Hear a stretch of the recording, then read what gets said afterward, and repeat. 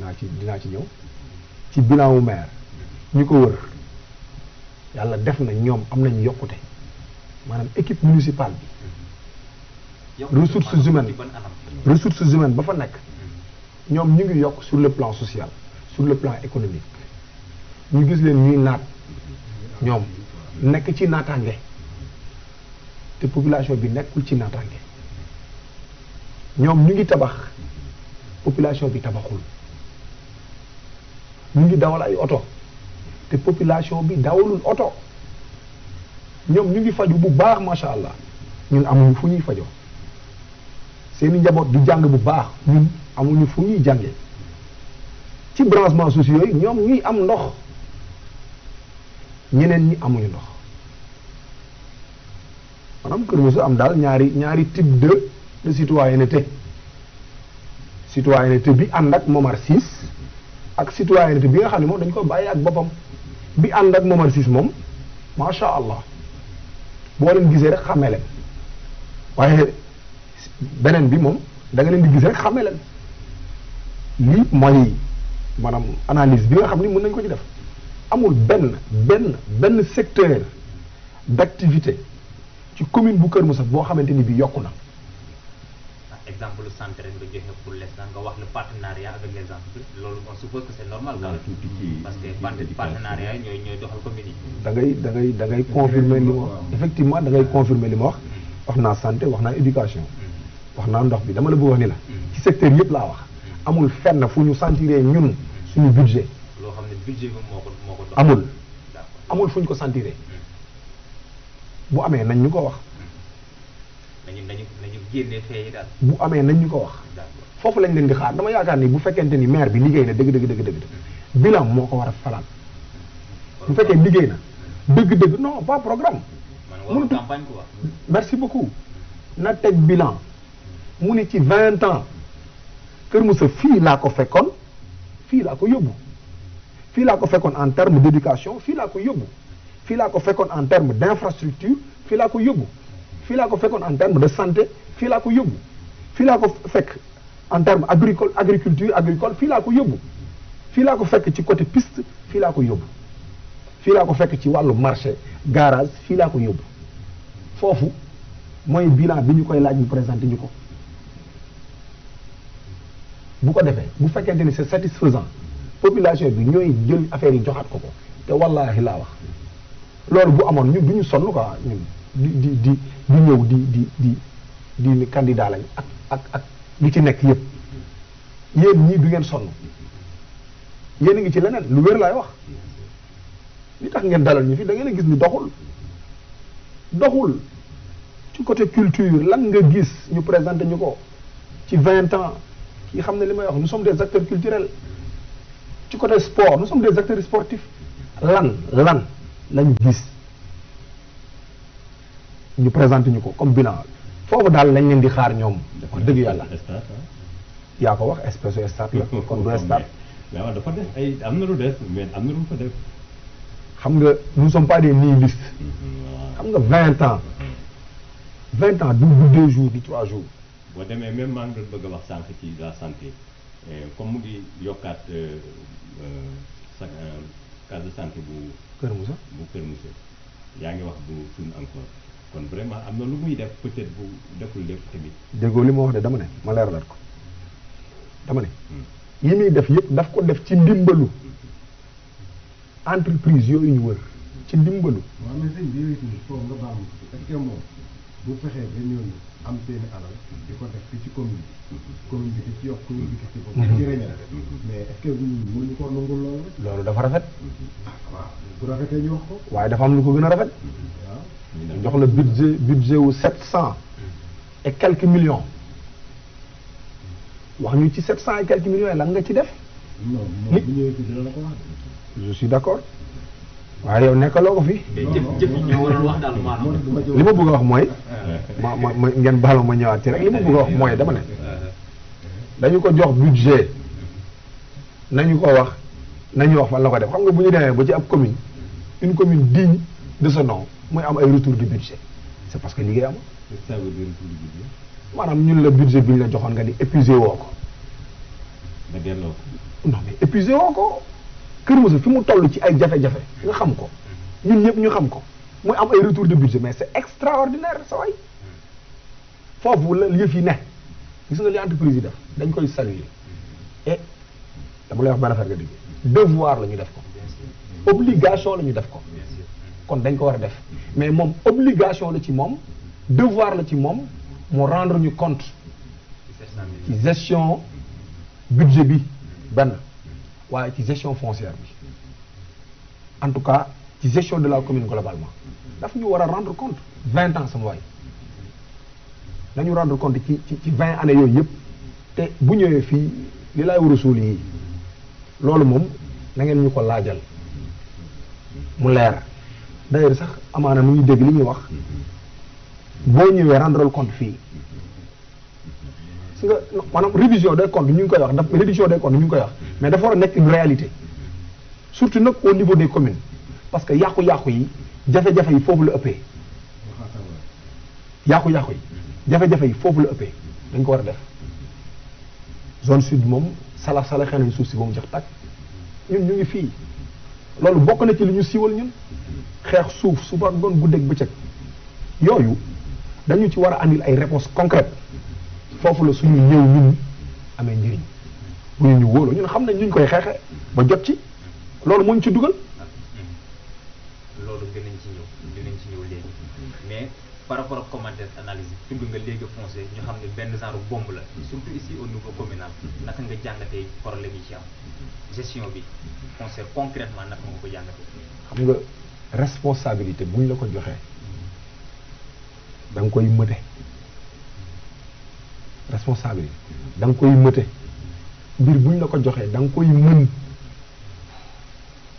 damay jël rek benn anecdote bi fi ministre de l'intérieur ñëwee ci xeexu suuf si qu'est-ce qu'il a dit à notre maire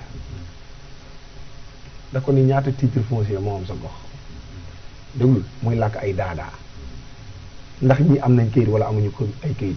muy làkk ay daadaa mu ni ko man maire laa fu ma dëkk fu suuf bi commencé ak fu mu yem xam naa ko un maire doit avoir la maîtrise de ses terres la maîtrise de sa localité la maîtrise de son territoire loolu mooy ñàkk mën gi njëkk est-ce que dégg nga ma loolu mooy ñàkk mën gi njëkk dama ne suuf anam yi ñu koy xeexee yépp ñun xam nañ ko ci lañ bëgg a dimbali li laay war a soli suñu population ñun ndax am nañ ci expérience bu wér te wóor bu wér amul fenn foo xamante ni bii war nañ fa teewal loolu te teewuñu fa amul benn démarche boo xam ni war nañ ko def ci wàllu woowu te defuñu ko muy zone bii ak zone sud kon dañu ne encore une fois baat bi yéen ñii population bi yéen ñii yéen a ko yore te gëm nañ ni bu ñu wóoloo jox ñu ko ñu doxal ko loolu amul sax midi 14 heures loolu mooy li ci nekk. alors defe naa ne loolu leer na. waaw jërëjëf Mamadou Diop Mbaye Ndiaye loolu moo nekkoon suñu ñaareelu poñ. jërëjëf dañuy ñëw ci troisième point bi. entre temps xam naa buñ ca poussé tuuti rek. waaw mën a tijji ligne bi su ko defee gars yi mën a ñëw. mën a joxe li nga xam ne moo di seen xalaat aussi. le candidat de Réewu Ngor ñan nga àndal ñan ñoo nekk sa biir coalition ici au niveau communal yan tête ñoo nekk ci biir coalition bi nga nekk. waaw du coalition. parti la. parti politique la. du coalition parti politique la. maanaam sa liste ñi nga àndal pour def combat bi ñan lañu. waaye sont nombreux du ñu tudd ay tur mais li ma la bëgg a wax mooy c'est une liste de qualité ay gestionnaires ñu ngi ci ay juristes ñu ngi ci en tout cas tous les composants des populations ñu ngi ci maçon ngi ci ingénieur mu ngi ci entrepreneur mu ngi ci commerçant mu ngi ci ménagère mu ngi ci artiste mu ngi ci ouvrier mu ngi ci bàyyiwuñu benn composant ci suñu liste boobu ñenn daal lañ bàyyi mooy ñi nekkoon ci équipe municipale sortante bi ñooñu moom boolewu ñu leen suñu biir ndax ku ñuy àndalit da ngaa war a rendre compte ndax li fi tilim ñoo ko tilimal li fi salte ñoo ko saltel kon ku ñu daw boobu sa ginnaaw it yow war nga leeral parce que ñun li ñu doon xeex démb ak bëgg dem changé wul c'est pas parce que damay rangé wu ci ginnaaw candidat bi wala ma rangé wu ci ginnaaw candidat bi pour ñu effacer yëf yi déedéet te nag gis nga ku baax gis nga booy woote changement bi dafa war am rupture nit mënul gérer suñu suuf pendant 15 ans ki may wax xam ngeen ko bu baax tudd nga ko fi léegi 15 ans gabegie foncière bi am ci tund bi yëpp ngeen gis ko mu def ko fi kooku tey nga ni yow da ngay woote changement pare ànd ak moom mais ban changement ngay woote. mais pourquoi nga ba tudd monsieur le maire te mënoo tudd kooku. non Ablaye tudd na ko léegi Ablaye Guèye. non mais Ablaye nga wax yow. Ablaye tudd na ko léegi daaw dañu. mu nekkoon le président de la commission domaniale. ñaataat la ko yor. mais yéen a àndoon PDS na. waaye merci beaucoup dinaa ci ñëw loolu. yéen xam nga dañ naan ne linge sale se lave en famille. ñun dañoo amoon ñaari combat xam nga ñaari combat yi mooy ban ñi doon yàq ñu génne leen ci suñu biir ba mu set wecc deuxième combat bi maintenant moo nekkoon jële fi Momar li may wax dama bëgg mu leer suñu combat première mooy ñi doon yàq bokkoon ci suñu famille lañu bëggoon seppi ba mu set wecc deuxième combat bi nekk Momar ñu seppi ko fi kon ñun suñu logique dafa leer may ma daaneel foofu s'il te plaît dama ne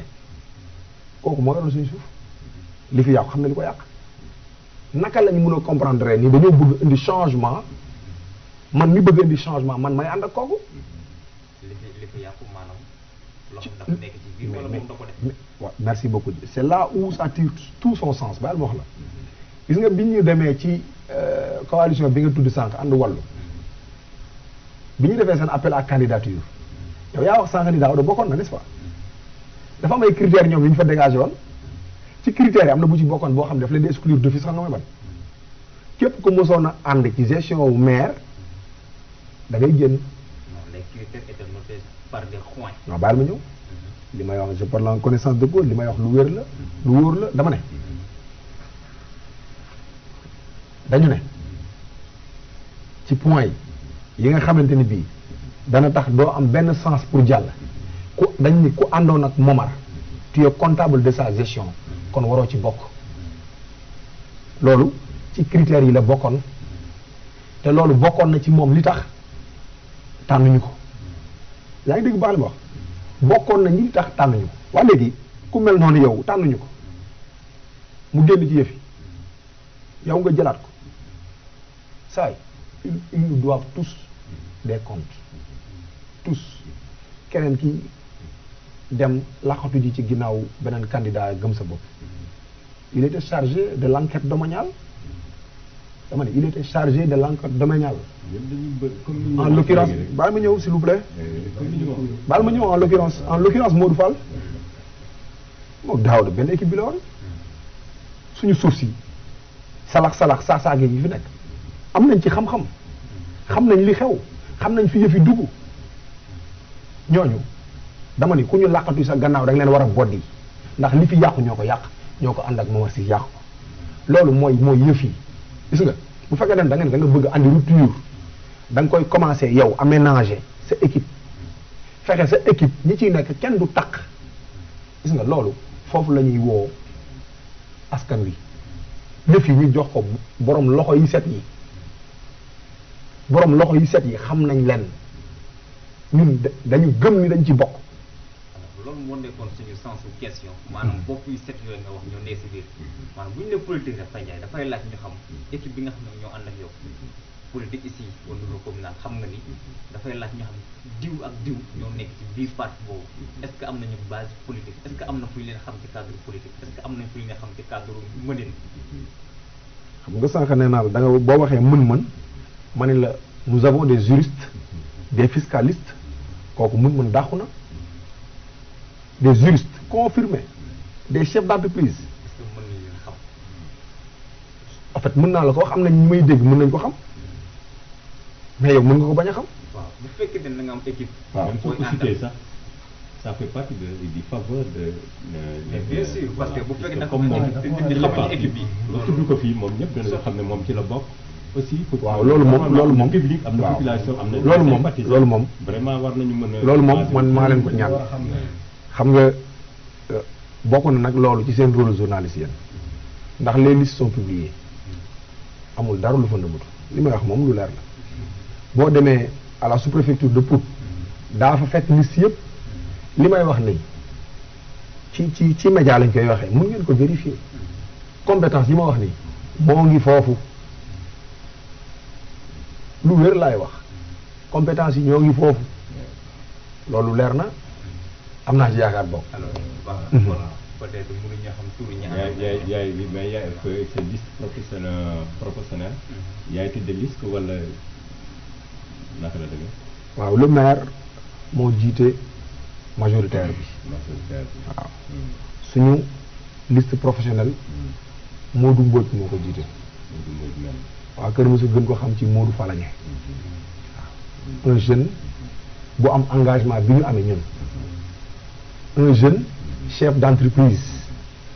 un jeune entrepreneur xanaa loolu doy na muy noonu ñu ne ñaari tête de liste yi. waaw waaye te ñaari tête de liste yi amuñu ay suppléants. ah kay waaye def ñu ñaari suppléants rek bu tuuti. waaw kenn ki soxna la damay wax fi mu dëkk rek ñu yam ci kenn ki soxna la mu ngi dëkk Kayel maanaam jigéen la mu ngi dëkk Kayel loolu kan la. foofu laa ci yam non wax ko mu leer. non li ci des nag seen liggéey la Keneen ki, keneen ki. ngeen baal ma li ci des mais Fodja waa Ablaye. Kayel ñu ngi lay seetaan. waa Kayel ñu ngi may seetaan Kayel mooy jàppale waa Kayel xam nañ ko waaw. wallaay la si waa Kayel xam nañ ko am na doole mais Kayel nga quoi. tëddee ko rek ñëpp. waa Kayel xam nañ ko merci. mais ñun xamuñu ko. waaw baal ñu wax la ko Mami Sis xam ngeen ko ok baax na waaw loolu la. waaw moom it félicitation. waaw mu ngi seetaan donc waa Kayel ñu ngi nuyu waa jërëjëf Kayel moom mooy maire Kayel loolu na ko waa Kayel xam voilà. alors. waaw saa yi moom li mu wax fii dëgg moom jàmbaar la quoi. waaw kii na fi bal yoo xam ne man neex na ma lool. parce que affaire bi raayal amu ci. yéen da ngeen indi lu bees. da ngeen ko war a tegin bu leer. te boobu ba léegi candidat yi fi jaar yëpp yéen a ngi ci lool. te noonu it la war a demee. mais am na ci foo xam ne maa ngi ci doon xaar. ba léegi dégguma ci kenn. te loolu su amoon man damaa jàpp ne moo leen di noppal. mooy noppal population bi. muy lu bees loo xam ne dafa waroon ñëw ngeen kaa indaal ko ñu déglu ci yéen muy bu ngeen di campagne ngeen porte discours boo xam ne compétence bu maire ñu dañ ko ciy mën a xamee ba bu ëllëgee li maire war a def ak li mu warul def ñu mën koo ràññee loolu tamit dafay baax ngeen di ko def ci bopp nit ñi man nag dama xamul ndax loolu bu ñu ko defee da leen dul arrangé yéen politique parce que ba mu ko dégg ci kenn te gars yi koo ci gis mu toog discours ba mu yor da ngay defee ne Macky Sall mooy laaj réew mi lépp la ñuy defar loolu te maire bi mënul loolu ci képpee boo ko defee noonu maanaam lu nit ñi gën a dofee rek loolu moo ñu gën a arrangé loolu boo ko def bis boo toogee problème yi dara parce que nit ñi dañ lay laaj addina te yow maire mënoo sax mocc bi parce que yaa ko doon campagne mais su leeroon compétence maire nit ñi xam ko gën a dem ba bu ëllëgee maire am na yoo xam ne du ko def mais kenn du ko laaj dañ koy xaaree na bokkul ci compétence am xam nañ ko déjà da ngay noppalu nit ñi noppalu quoi mais moo gën ngay campagne nga dig nit ñi lépp wóor na la wóor yàlla da ngay dig nit ñi yow manoo ko da ngay gis koo xam ne dana am sécurité bi emploi bi jigéen ñi say yomb lu ne ngay dégg ci maire te warul demee noonu léegi nag nit ñi buñ la falee ci loolu nga ñëw nag taxaw ñu ngi di wax nga dem affaire bi nga te nga génn naan nit ñi non c'est que lii bokkul ci compétence mais fi fa nga ko war a waxee wayoo ko fa boo ko fayewul du indi lii macha allah yooyu dama xamul nag nan ngeen di def ak yooyu ci biir campagne mais bëggoon nañ ko bëggoon nañu gis waaw loolu daal liñ ci mën a leeral mooy ñun logique bi ñu nekk xam nga mooy def insha allahu taala lépp lu ñu wax fas yéene nañ ko def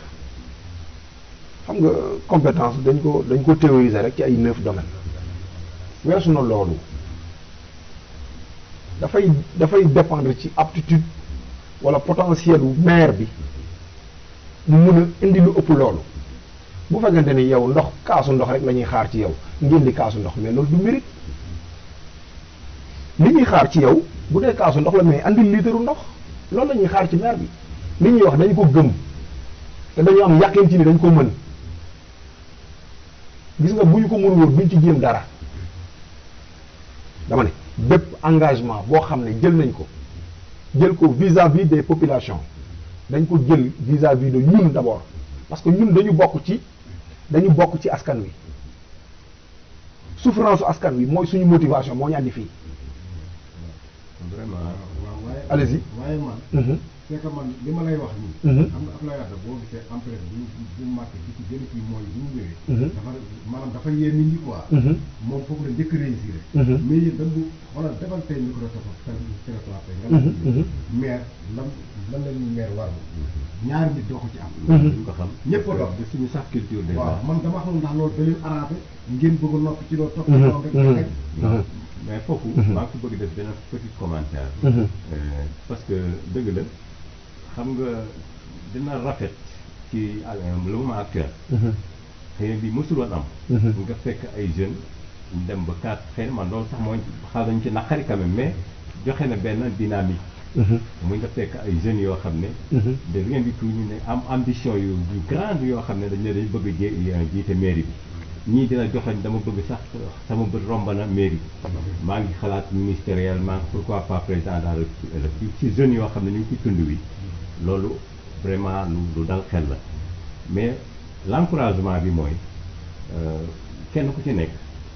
la ngay liggéey la nga bëgg a def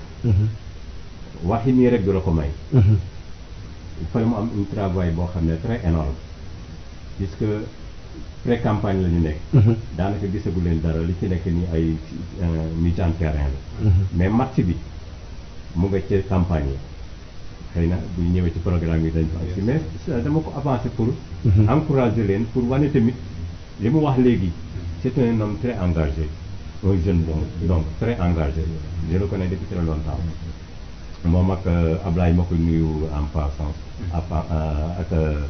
Nebadaay Babacar mooy maa ngi koy nuyu. au passage moom itamit. vraiment ñoo ngi doon ay jeunes yoo xam ne ñu yàgg xam ci terrain bi la ñuy xeex maa ngi ko doon bëgg a laaj sax ci wàll googu xëy na bu ñu àggee ci programme am. ma doog ko andi quoi. mais de toute façon mu ngi ci yoon. di dem li mu fi développé tuuti aussi ñu dégg je pense que joxe na quelqu'un qui est très ambitieux qui est courageux encore qui aussi peut-être ak ni mu ko waxee dina leer ne y a une savoir bu ne ci boppam. parce que fi mu jaar defe naa ko ci gudd na xëy na lépp xarit bi sax pour ñu mën ko waxtaane mais vraiment c'est un quelqu'un donc li English di wax wait and see. merci beaucoup mu ngi noonu jàpp nañ ni xaaju troisième question bi moo nekkoon loolu mooy composition bi nga xam ne moom la amee la mu ci wax na ko ci alors dañuy ñëw ci beneen xaaj bi mooy le programme wax nga sant les 9 domaines de compétence jàpp nga ni maire war na weesu foofu ci biir programme boobu maanaam lu bëgg nañu xam programme mu République des valeurs avec la candidature de Mamadou Diop ban proposition la ñu andil li nga xam ne mooy commune bu Kër Moussa. bari na. par rapport ak programme yi nga décliné ko. waaw suñu programme dañ ko décliné ci 7 points. 7 axes du moins. 7 axes ci axes yooyu mën nañ la ci andil lu mel ne infrastructure ak équipement mooy axe bu njëkk bi axe su ñaareel bi éducation la ak santé axe su ñetteel bi nekk cadre de vie hygiène environnement axe su ñeenteel bi nekk eau mu nekk problème électricité mu nekk problème axe su juróomeel bi nekk la gestion des terres diagnostic yi ñu fi def yëpp dégg ngeen ko jafe-jafe yi ñu fi évoqué yëpp ci gestion des terres dégg ngeen ko axe juróom-benneel bi nekk jeunesse sport axe juróom-ñaareel bi nekk culture ci grand axe yooyu la ñu tënk ñun suñu programme mu nekk un programme bi anglais di wax un programme smart maanaam programme bu intelligent xam nga lu ñuy wax smartest boobu fu mu nekk programme boo xam ne dafay réalisable programme boo xam ne dafay mesurable te bi nekk programme boo xam ne dafay am durée dañ koy daté ci période bii ba période bii lii lañ ci bugg a def te bu ànd ak dogal yàlla day yegg ñun foofu la ñu nekk du ñu ay théoricien déedéet te lépp lu ñuy def bu soobee yàlla ci jëf ji la ko ñëpp di seedee li wértoor mu ak programme bi ñu am dañu gëm ne Kër Moussa commune bi dafa yor beneen xar kanam ci domaine yëpp nag parce que li ñu fi wax jafewut yéen ma gën a xam ni jafewut ci ku am budget wu 700 et quelques millions te bir nañu ni mën nañ ko yóbbu foofu le budget mën nañ ko yóbbu ëpp foofu ci juróomi at nga am budget wu milliard parce que ñun foofu lañ ko bëgg a yóbbu te mën na ne ndax xam nañ fi ressources yi war a jóge mu nekkaat beneen interpellation sur la gestion des ressources xam nañ ressources yi ñun fan la war a jóge xam nañ ko. merci beaucoup balaa ñoo xuus rek. dañu bëgg nga ñëw ci axe yi. dafa mel ni bu fekkee ne samay nopp baax na dégg gu ma fii ban axe nga dugal santé. ok alors ci axe yi. da nga jël 3 axes. nga war ñu ban programme nga si jël chronogramme bi. ban durée nga ko fas yéene def. ak financement bi fan nga ko mën a génne. ok c'est très important dañu wax infrastructure ak équipement. merci beaucoup infrastructure. jërëjëf yow bir la ni ñun dañu manqué centre commercial te ñu am vitrine bu tudd 50 kilomètres 50 mu nekk vitrine laa wax xar kanam bi mu yor nii bir la ni war na yor bu ko gën a ñoŋ ci lan lañ koy réaliser suñu budget waaw neel benn ñaareel bi suñuy partenariat ak d'abord les entreprises environnantes ci seen responsabilité sociétale des entreprises ñu am ci nag entreprise yu bëree bëri yu nëbbu ak yu feeñ loolu mooy ñaareel bi ñetteel bi jamono bi ñu nekk nii jamono ouverture la jamono link la ñu nekk ci village planétaire ñu am ay partenaires d'ici et d'ailleurs ñoo xam ni li ñuy xaar mooy coopération bilatérale mu nekk partenariat boo xam ni da nga ci gagné ñoom ci gagné mbëbët yooyu la ñu am te yemul foofu ñu gis 50 booy dugg oto booy dem ak dikk ñu gis jafe-jafe yi fa am bàyyi mbay xam ko ñu am fa projet bu mag faar boo xam ne bu soobee yàlla suñu xaalis budget commune bi du ci dem. projet bi lan defar garage bi. ci naka ci ban anam. ci ban anam mooy defar garage bi. maanaam defar ci naka mais il fallait nga. yitte bi mooy détaillé ko quoi. yitte bi mooy ñun ñëpp xam nañ ne li am kilomètre 50 ndànd foy la du garage bu tawee clients yi am problème chauffeurs yi am problème loolu mooy li am ñu baal ma amuñu sax ay toilettes amuñu sax mbaar bi gën a ndaw pour oto yi di fi mën a dugg ne serait-ce que ñuy seen carrosserie yi am sécurité wala am durée de vie yooyu daf ko manqué boo seetloo aussi jaaykat yi ni ñu lalee mu nekk ci insécurité bu doy waar yéen a ma gën a xam li may wax dama ne ñu am ci projet boo xam ne ci diiru at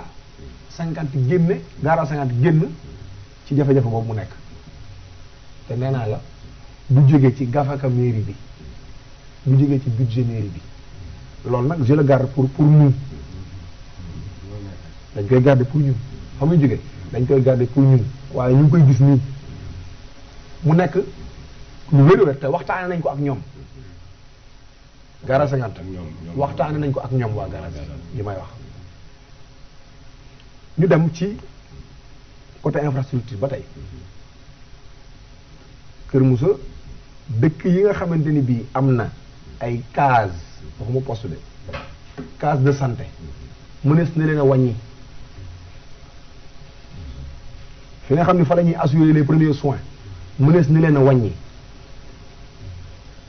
ma jël ci ñaari village ñett Kër Sega amul case de santé Ndiirène amul case de santé Kër Gilaay amul case de santé Ndoyeen amul case de santé Yadde amul case de santé Ndeye amul case et cetera sont nombreux te droit la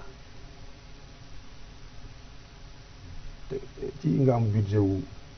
700 et quelques millions répartir ko nga ni santé ay plus de 15 millions moo fay dugg te xamuñu 15 millions yi fan lay jaar dëkk yooyu di am jafe-jafe mbul bu ñuy génn di faju ji gis nañ coono yi ñuy daj te loolu sa waay dama ne loolu defar ko moom dafa matut weer wala ñaari weer case de santé la ñu wax mu mun a assurer les premiers soins dépassé nañ foofu dañu war a am hôpital ñun niveau 1 loolu laajul tabax de ndax tabaxal nañu ba pare ci ndimbalu Dangote xam nga lu mu laaj administration la laaj te yàlla dogal na sax suñu mouvement ñu ngi ci doon dox suñu association bi ñu ngi doon dox ci ñu am hôpital niveau 2 li mu laaj mooy mu am médecin te loolu mun nañ ko il suffit juste de faire la demande et de l'accompagner volonté wu mairie bi rek la laaj loolu mooy li nga xam ne moo fi nekk bu ñu demee ci côté infrastructure ba tey 37 villages nu mu toll ñaari terrain municipaux la am benn bi ñu clôturer ko amul grille de protection beneen bi aussi clôturer nañ ko am na grille de protection mais gis nañ état yi baaxul nga gis ne zone bi ñoom ñooy football ak zone bële mais beneen zone bi du ñu football mel ni ñoom amuñu droit ci yëf yi parce que amuñu terrain bu praticable amuñu terrain bu ñu clôturer te loolu ça ne demande pas grande chose bul fàtte ni am na entreprise yu fi nekk yoo xam ne dafa am cahier de charge boo xam ne dañ ko signé woon warloo ko ak population bi mu nekk une obligation dañ ci war a taxawaay rek la laaj kilifa gi li ñu wax ci côté infrastructure moo nekk noonu ci école primaire yi n'en parlons même pas nga bu ñu demee ci lycée moom day dugg ci beneen compétence saa yi mbul gi ñu nekk polariser ay dëkk yu bëree bëri lu tax élèves yi sama morom yi ñoom moor ñoom zaal teel a bàyyi jàng lan la dox bee metti moo tax ñu bàyyi ñun ñu amoon chance école yi jege ñu kon dafa war am ay école de proximité ku baax dafa war am ay CEM de proximité loolu mooy lañ mën a wax ci côté infrastructure ci côté bu ñu demee ba tey ci équipement ñun amuñu 37 villages yi yëpp amuñu benn auto ramassage d'ordure est-ce que da ngeen baal mi wax amul auto ramassage d'ordure amul dépotoir d'ordure yi moom dañuy jël toolu bàyyi diw rek def ko dépotoir à part Kër Moussa benn dépotoir ba fa xam amul beneen waaw mais ci biir dëkk yi nag mbalit bi fan lañ koy déposer da ngay génnee pot ki génnee pot ki génnee pot ki génne siwo bu ñu dagg déedéet war nañu am au moins ay nañ koy wax ay dépôt mécanique ak ay di mën a am ay pelle mécanique ak oto buy ramasser ordures yi même bu ñu ko jëndulee mën nañ ko subventionner parce que salubrité bi ça nous incombe ñun. am ngeen ci ay piste de solution. non mais moo tax ñu présenté wu bëgg population bi wóoluñu ñu doxal ko ci lu dul yàgg xam nga da ngay gis population bi jël seen ay engagement ci loolu di ko def parce que dafa mënul ñàkk ñoom ñu gis ne xaaruñu maire parce que amatuñu yaakaar ci moom ñu di ko defal seen bopp da ngay accompagner aussi population bi ci matériel de nettoiement da nga leen di accompagner ci matériel de nettoiement waaye bu ñu nettoyer ba pare fan lañ koy sotti kan moo koy yóbbu yooyu ça demande des équipements ci budget bi am na partie boo xam ne rubrique boo xam ne c'est réservé à cela yi ñuy wax nee naa la encore une fois yu mesurable la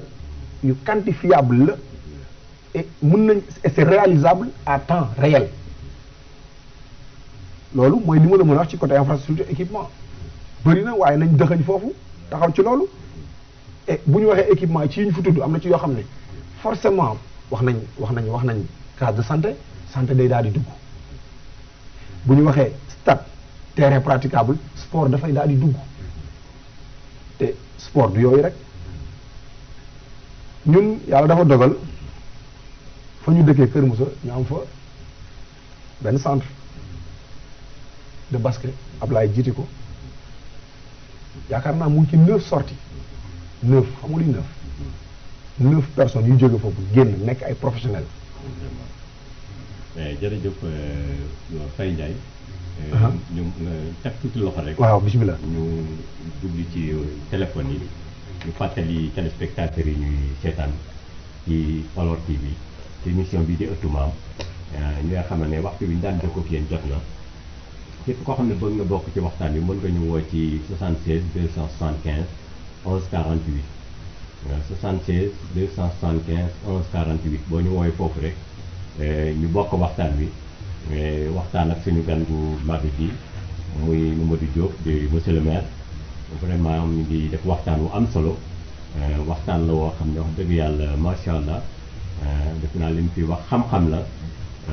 ndax dañu wax wolof day wax ne di nga xeeb xal mu lakk sa daag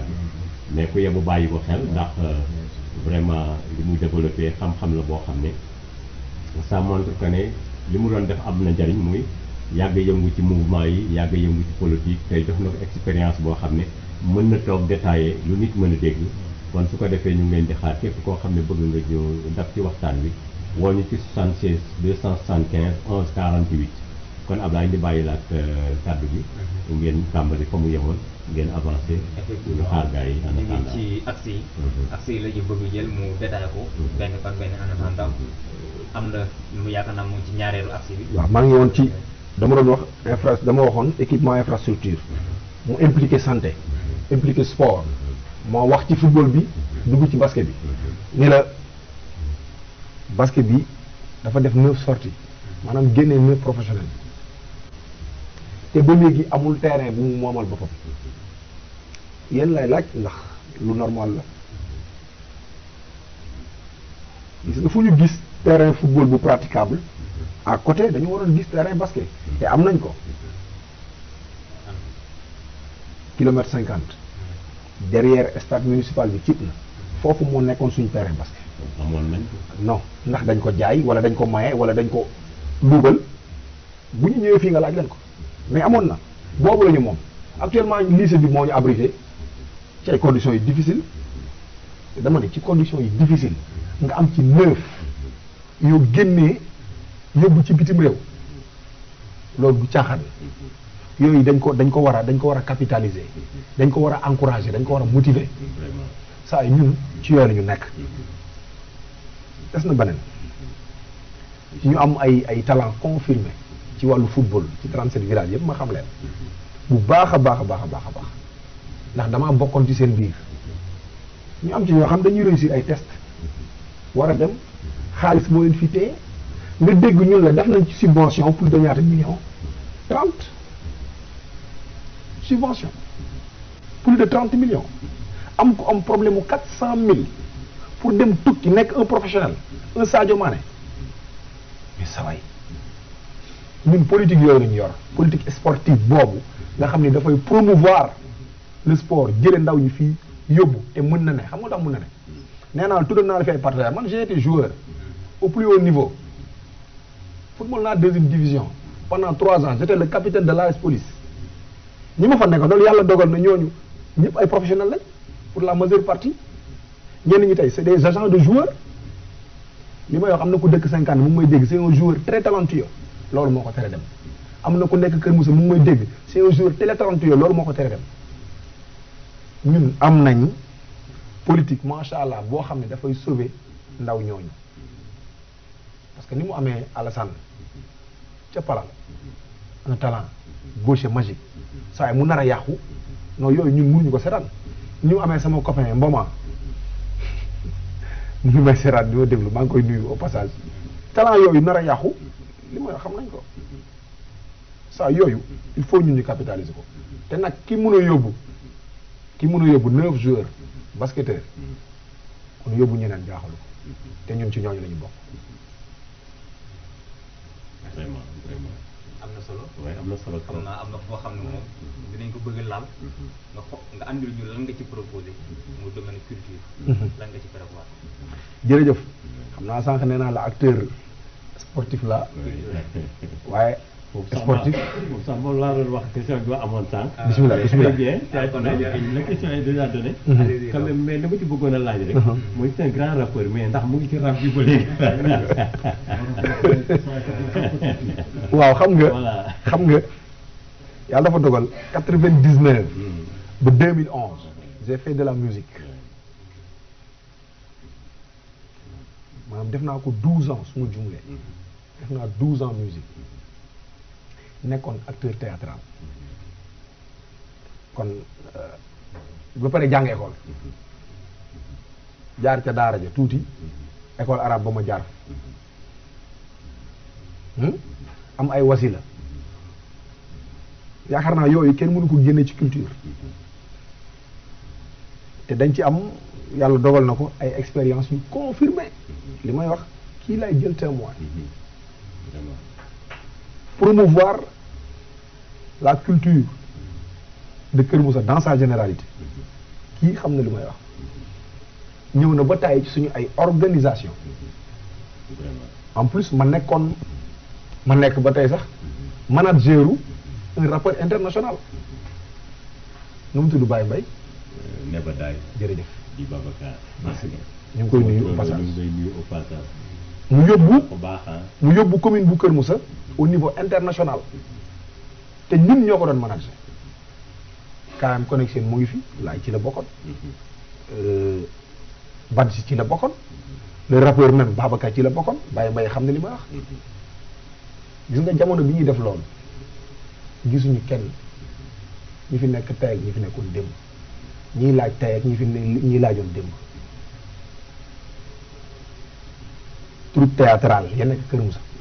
ñu di leen promouvoir bokk ci seen biir ñu am ci suñu équipe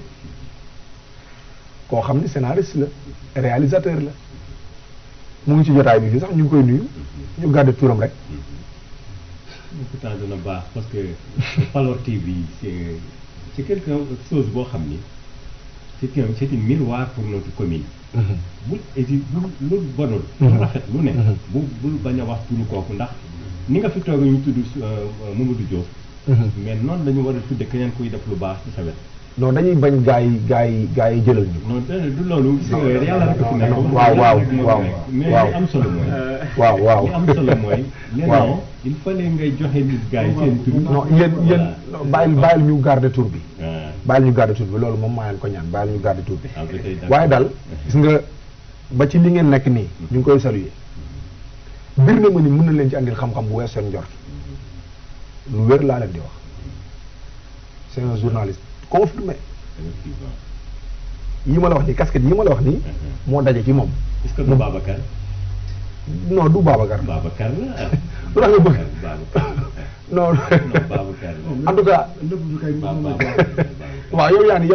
yaa ko wax grand Babacar la waaw yow yaa ko wax ay talent yooyu ñu fierté lañu quoi waaw dama la bëgg wax ni la te yàlla dogal na en 2016 on avait un projet CMC li ñu bëggoon mooy centre multimédia on avait écrit les correspondances pour que culture bi gën a dox parce que culture du wàllu folklore bi rek wàllu caare gi la cosaan gi la et ñu am ay projets yu mag a mag pour les daara ndax wax nañ la ni jaar nañ ci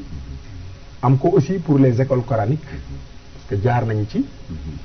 te loolu dafay dugg ci côté infrastructure bi ñu la waxoon ci wàllu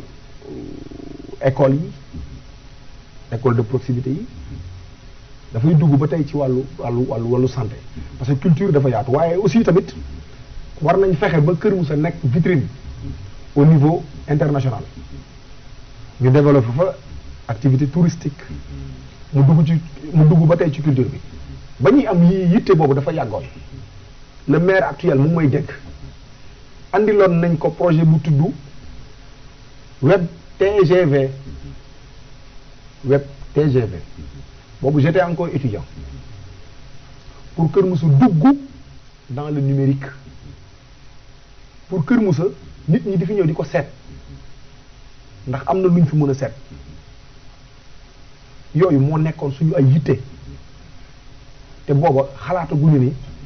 daañ nekk candidat xalaataguñu daañ nekk maire kii yi may wax événement yi may wax fekke na ko mu polariser dëkk yëpp fépp fu artiste nekk da daan daje suñu événement yooyu fépp fu acteur culturel nekk da nga daan daje suñu événement yooyu moo xam lamb ji moo xam way yi moo xam jàngkat yi moo xam yëpp yooyu ñun ci la ñu nekkoon mu fàttali la aussi yàlla dogaloon na ñu nekkoon président amical des élèves étudiants de Kër Moussa